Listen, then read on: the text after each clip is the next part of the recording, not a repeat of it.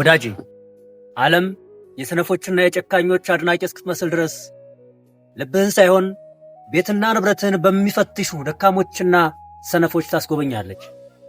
የሚያልፉ የማይመስሉ ቀናቶች፣ የሚነጉ የማይመስሉ ሌሊቶች ነበሩ። ነገር ግን አልፈዋል። ልብ በል፣ ትናንት በዛሬ ይሻራል። ያ ጨለማ በብርሃን ይቀየራል። ብቸኝነት ጠንካራ ያደርግሃል። እነዚያ ከስተታቸው የማይማሩና ይቅርታን የማያውቁ አረመኔዎች ስለሆኑ አንተ ራስህ ይቅር በላቸው። ምክንያቱም አንተ ከነሱ የተሻልክ ምርጡና ጠንካራው ሰው ነህ። ልብ በል፣ ቆሻሻ ወርቅን ይደብቀዋል እንጂ በፍጹም አያበሰብሰውም።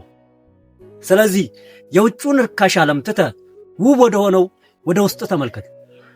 ተመስገን ማለትን ልመድ። ያለህ ነገር በቂ ነው። ፈገግ በል፣ ምክንያቱም ዛሬ ቀኑ ያንተ ነው። If you fail today, try again tomorrow.